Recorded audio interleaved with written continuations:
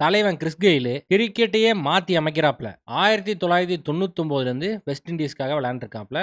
Universe pass, T20யோட காட்ஃபாதரு அப்படின்னு நம்ம எல்லாத்துக்கும் தெரியும். பல பேட்டை நொறுக்குனது, பல பந்தை கிழிச்சது, அதுபோக பல பேர்த்தோட கரியரை முடிச்சது, இதெல்லாம் ஒரு பக்கம் இருக்கட்டும். இதெல்லாம் T20ல பிரதானமாக நடந்தது தான், இல்லைன்னு சொல்லலை. தலைவன் சுமார் 7000 ரன்னுக்கு மேலே டெஸ்ட்டில் அடிச்சிருக்கான். வெறும் காட்டு சுற்றுறவனால 7000 ரன்னுக்கு மேலே, அதுவும் இன்டர்நேஷ்னல் டெஸ்ட்லலாம் அடிக்க முடியாது. டெக்னிக்கலி ஒரு நல்ல பிளேயரு. அது பல பேர் மறந்துருக்கலாம். ஒன் டேல 10,000 ரன்னுக்கு மேலே அடிச்சிருக்காப்புல.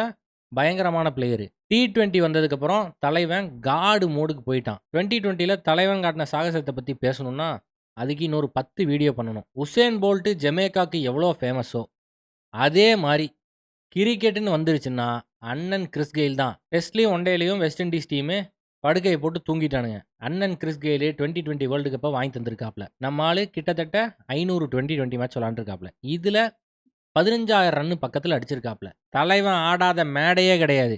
IPL ஆரம்பிச்சு பிக் பேஷ் league, PSL, BSL, ISL, MSL, FSL எல்லாத்துலேயும் ஆடிட்டான். தலைவன் எங்கே போனாலும் நான் எடி பேய் அடி தான் அடிச்சிருக்காப்ல. மொத்தம் 88 50 இருக்கிறதுலையே உலகத்திலேயே அதிக 50s 2020ல போட்டது தலைவன் கிறிஸ் கெயில். இது போக 22 செஞ்சுரி. அதுதான் இன்னொரு ரெக்கார்டு. இருக்கிறதுலே ரணக்கொடூரமான ரெக்கார்டு இதுதான். ஒரு மேட்ச்சில் பூனேக்கு எகெயின்ஸ்டா 175 ரன்னு. 2020ல எந்த மனுஷனாவது 175 ரன்னு ஒத்தாளா நின்று அடிப்பானா? தலைவன் அடிச்சு போட்டான். தலைவன் கேஷுவலாக நின்று 6 அடிச்சுட்டு இருப்பான்.